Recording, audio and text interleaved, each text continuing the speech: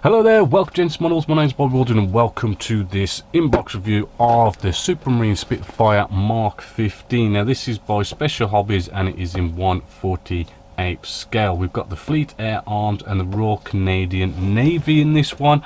It was new tooled in around about, what was it, 2012. It's going to cost you about a £25 mark as well, give or take a couple of pounds, depending on where you buy it. So not a bad sort of price, shall we say. Let's start off by getting our first three sprues out of here. Now if we look straight away now at the actual fuselage section, what we'll see is we have recessed panel lines, recessed rivet detail on here. Admittedly, looking at some of the recessed panel line detail and rivet detail, maybe not quite consistent, not quite so sharp. I mean, it's still there, it's all still good. I'm not really so much complaining, just, you know, if you really sort of study it and really look at it, you'll just find the odd little flat spot or something like that. There is a bit of flash as well going on. I suppose it's not a major big deal, but there is a little bit of flash here and there, as you can probably see. A bit of internal detail on this sprue, you can see that's looking quite nice and crisp, and there's a few bits you'll glue onto there. We have the instrument display panel, which that looks like it's full of bags and bags of detail, but we do get photo etch and everything with this kit, so that's rather a cool one. Again, a bit more detail on the inside, and you'll see what I mean. Like, there's the odd little, you know, you've got a bit of detail coming in just there, but it's kind of like maybe a slight little smudge in the detail, not ended up being so crisp. There's a bit of flash here and there, just slightly here and there. You have those little issues maybe with the mold. But again, not major, it's not all over and everywhere. Inside we have ejector pin marks, yes, but I do believe they are in places we don't need to worry about. Next sprue, we have sort of like our main wing section. Here is the bottom part of the wing section. Again, we have a lovely amount of detail, like looking rather good. Again, we have those little flat spots, i.e. sort of, we have this recessed panel line just here, you know, it looks quite good. The opposite side, it seems to just disappear, so you know, you've got that little here and there, so a tiny little rescribe here and there. Again, a little bit more sort of flash just there, just to take care of just those little bits, but detail looking quite good, looking, feels quite nice and smooth as well. And there is a nice amount of lovely detail going on in there. We then have our final sprue just here, which we have sort of all sorts of our wheels, right? They like come in two halves. A fairly sort of okay amount of detail. Hubcap, nice detail on there. No detail here on our sort of wheel well sort of legs and stuff going on there. Nothing really on the back either, but not too bad, I suppose.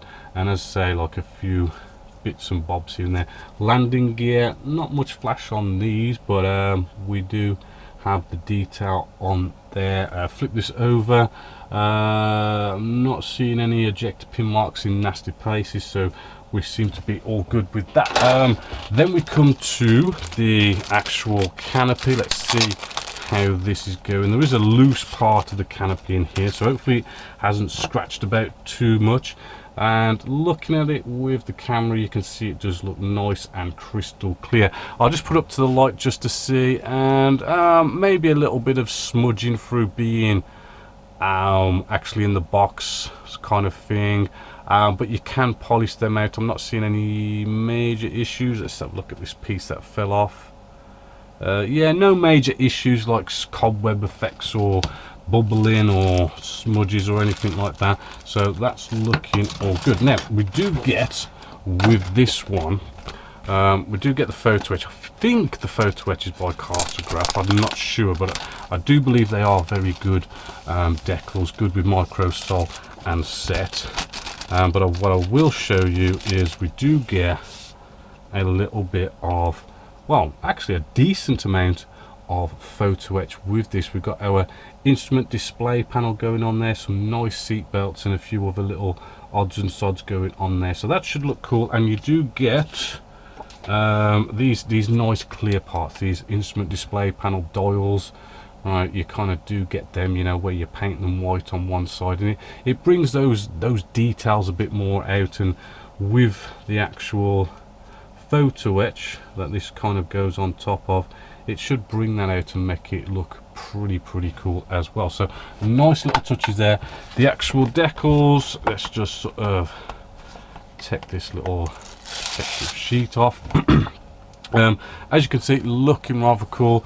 Everything is looking in registry, no sort of things overlaying or overlapping on each other.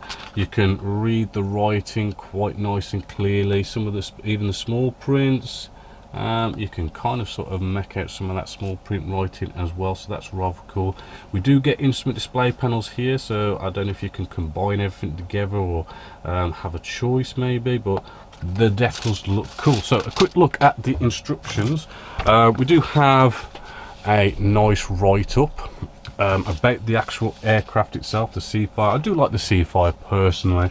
And then moving along, it shows you what's actually in the kit, and then it does go through this whole process of showing you, yes, you kind of have, I do believe, the option of using decals and the standard pieces, or using the photo etch and those kind of like nice see-through clear parts. And it does seem to sort of show you quite clearly how everything goes together. Okay, color call outs. I'm assuming somewhere in here there is going to be, yes there is, it does give you the color call outs, as you can see just here, but it labels them A, B, C and D and that kind of thing. So you can see that that's color H. And just show you all those photo etch parts that go on there, looking quite clear. And then we do have the sort of bringing the two halves together with the cockpit inside there. Again, that's looking sort of pretty sort of clear. Wing section, two halves. Again, typical World War II fighter coming together here, and then the wing sections and the fuselage come together. And that is pretty much in sort of there. Put all your wheels and everything on there, all your bits and bobs, and that does look nice and simply put together. I'm not seeing any sort of major issues putting that together. I don't know if there's going to be any fit issues. Actually, I've never sort of built this one. Hopefully there won't be any issues bringing it together, but it should hopefully be quite simple, being just like a World War II fighter. Good colour call outs here, nicely in colour, sort of showing you where all your decals go, and I say the colour call outs as well. I'm not sure if it actually says what manufacturer. I mean, H333, that could be Mr. Hobby maybe. And then we have what seems to be two sets of markings as well to choose from, and then have obviously a little bit of advertising there. So looking good. I do like the look of it. I mean, yes, it's I would say the surface detail isn't perfect, but it's not terrible. You know, maybe just a quick sort of keen eye just to kind of maybe rescrub a tiny little bit here and there, but other than that, looks really good. Nice bit of photo etch in there as well. 25 quid, you can't grumble at that as well. So it's kind of like a nice cheap build as well. So other than that, a big thumbs up here at Genesis Models for Special Hobbies 1/48 scale Seafire. But as always, until next time, my name is Will Waldron, this is Genesis Models, and I hope you've enjoyed.